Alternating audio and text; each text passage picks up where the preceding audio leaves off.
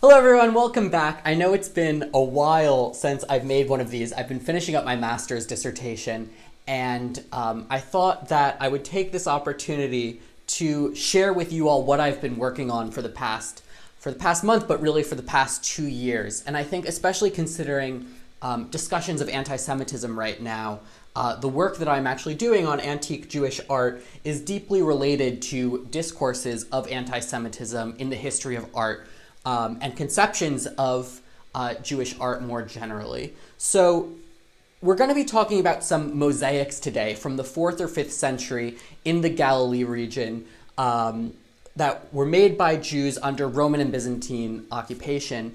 And we're going to be talking specifically about one of the panels that depicts the scene of Jonah and the whale. But before we get to that, I just want to talk a little bit about the history of Jewish art as a general category of art and what we mean when we say that, and maybe potentially some of the issues with that term more generally. So there's a long-standing idea that has been refuted time and time again that Judaism is an aniconic religious tradition, meaning it's a religious tradition that has no visual art and no depictions of the divine, of God, of biblical characters. And we see throughout the history of Jewish culture that this really isn't true. We have countless numbers of examples of depictions of biblical narratives, of depictions of God, of depictions just in general that are made by Jewish people. And yet this idea of Judaism as an aniconic religious tradition and ethnic category comes up time and time again. And this assumption is rooted to Western colonialist ideas about who is entitled to and allowed to create culture. And so Jews, having lived under various different occupying forces in their own land and also elsewhere in diaspora throughout the world, have had to subjugate their own cultural aspirations to those of the hegemonic group that they're living under. And so that's one part of this problem, let's say, with the history of Jewish art in Western art history and academia. The other part is trying to use Jewish as a category of artistic production. Jewish, I would argue, and many other scholars would as well, is far too broad of a category to try to fit an entire creative practice into. So when we think about Jewish art, there's a lot of different things we can mean by that. We can mean that art that was created by Jewish artists. We can be talking about art that has Jewish themes in it. We can have art that is relating to Jewish culture and practice. And all of these things look very different. So under just those three sort of examples I gave you, a movie by Steven Spielberg, a picture of Jonah and the whale or the splitting of Egypt in a church, and this picture of Jonah and the whale here that's in a synagogue would all fall under somehow the category of Jewish art. So this isn't to say that Jewish art isn't a thing. It's to say that we need to think very carefully about the ways that we're using the term Jewish art, to think expansively about an entire tradition. So what's perhaps more helpful is to think about Jewish cultural production and Jewish visual production within a larger artistic framework. So here we're talking about Jewish cultural production in a Roman Byzantine context. And so we're thinking about the ways that Jewish people contribute to and participate in a broader cultural production of the time. So one of the ways that people often fight back against the notion that Judaism is an aniconic religion is trying to identify this category of Jewish art.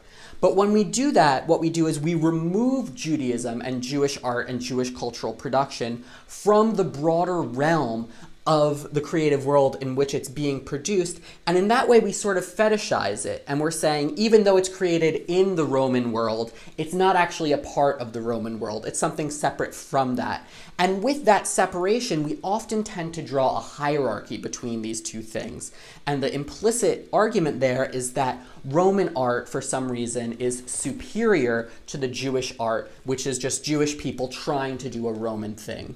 So what I would like to argue for, and what I spend the bulk of my research sort of arguing and pushing for is an integrated conception of Jewish art that thinks about the ways that Jews, Christians, and pagans all living in the same region at the same time contribute to and influence one another and create a broad cultural aesthetic and style and art historical context in which we can understand through the differences in depiction nuanced details about each community, while understanding that the communities are not separated from one another, that they're all interacting with one another, they're seeing each other's spaces, they're contributing to each other's artistic production, and that when iconography and imagery is shared between these groups, it's not groups copying each other, sort of as appropriation in the way we now think of it, but it's a generative cultural experience in which different groups are contributing to a shared cultural project. Obviously, it gets very detailed and there's a lot of complicated nuances to it, and I would love to hear what your thoughts on this are, so please feel free to message me and I would love to talk to you about this further. One great book I'll suggest is A Nation Without Art by Margaret Olin, which really gets into the weeds of this question.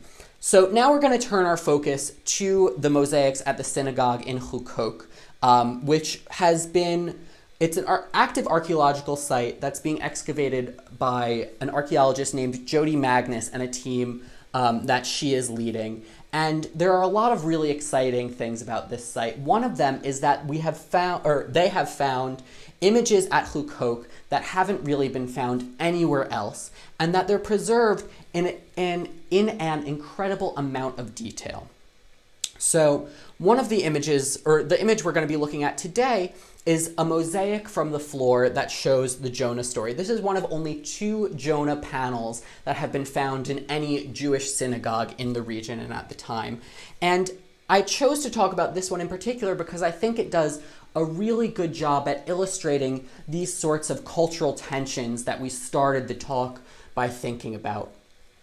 So when we look at this panel here, we see immediately this large fishing boat in the center. We see what we know to be Jonah with his legs sticking out of a series of 3 fish that are all swallowing the prophet. We have the sailors here gesturing down towards Jonah in the whale, and we have this whole slew of fish just sort of swimming around all over. So the first thing to think about here is the relationship that we're going to consider between the textual account of the Jonah story, the one that you would find if you opened up the Bible, and the account of the story we're seeing here. So if we look into the Bible and we read this story, some of the details that we have here don't quite line up. So, for example, there's no mention in the Bible of 3 fish swallowing Jonah. It's just the one. There's a rabbinic story, or a rabbinic midrash, as it's called, that the 3 fish all swallowed Jonah. So he was swallowed by one fish, and then spat out and swallowed by another, and then spat out and swallowed by a third.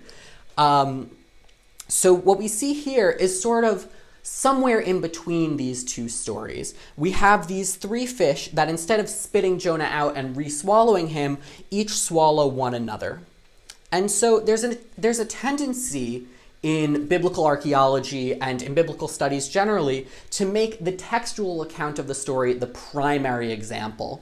But I would like to press us to think about whether or not that's really the case. Because if we're thinking about an antique world in which most people are illiterate and aren't hearing the Jonah story or reading the Jonah story from the text on a regular basis, but are seeing this image on an almost daily basis, which of those 2 stories becomes the most important in the mind of the worshiper? So this is the version of the story that someone living in Hukok in the 4th or 5th century is going to be seeing on a regular basis.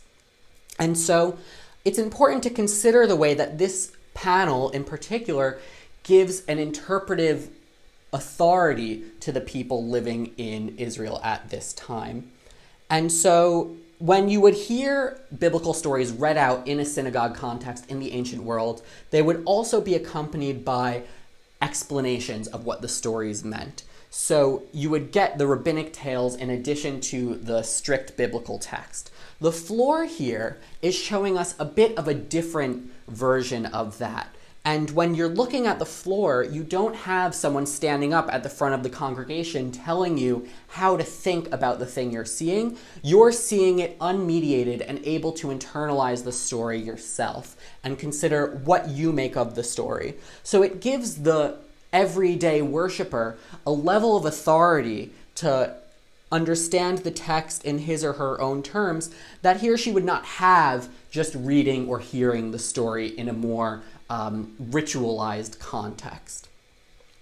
So we have this really important distinction that we're making here between the textual account and the visual account and the rabbinic account as well. So we have three different versions of the story circulating around, and all three of these traditions really grow out of much longer reaching oral traditions. So they're not re-articulating versions of each other, but they're all looking back at older versions of the same story and translating them in different ways with different reasons for different communities. So when we look at this panel here, there are a lot of things that are very specific to Hukok and to the community who lived and worshipped there. For one, we see this real fascination with aquatic life. There's a lot of really rich, detailed depictions of sea creatures throughout this panel. And one of the reasons that that possibly is that Hukok was near the sea and was a fishing and seafaring community. And so the people there would have been really familiar with the different fish that were indigenous to the area, and thinking about fishing and sailing as part of a local and regional economy. And so if we look up in the corner here, we see a really cool detail of sort of a realist depiction, so an everyday depiction of at least one person on a fishing boat casting a net to catch the fish here. And this provides a point of entry for your average Hukok worshiper to project himself into the world of the image here. Another really interesting feature that we see is in the top corner here, we have three sirens. Sirens are really interesting in Jewish history. There's a long portion of the Talmud that talks about whether or not a siren would be a kosher animal. Sirens are a mythical creature that we see, we hear about with Odysseus in lots of classical literature. They are playing instruments here, and they traditionally are thought of as brewing storms at sea and causing a sort of danger. So we have here in this panel the integration of a Greek classical mythology that is being put into a traditional biblical narrative. And we're seeing here the give and take of the broader Hellenistic culture, the Roman culture, and Jewish culture coming together in a very unique way in this multicultural space that is the synagogue at Hukok. The last thing I want to point out here is the concern that these sailors on the ship have for Jonah. So in the textual narrative, we don't really get that much detail about the relationship between these sailors and Jonah. But in the rabbinic midrashic account, we learn about a tradition that these sailors tried really hard to both quell God's anger that Jonah had run away and also save the prophet from the ocean. And so we see that here, where we have this one sailor who's reaching out over the boat and has sort of a lasso that he's trying to wrap around Jonah's foot to pull him back into the boat and save him from drowning and being swallowed by the whale. So I really hope that you all enjoyed learning about this panel. I've spent now 2 years thinking about nothing other than the mosaics at the synagogue, and I'm really excited to have been able to share that with all of you. Please, if you have any questions or comments, I would love to hear from you, and I look forward to seeing you all soon.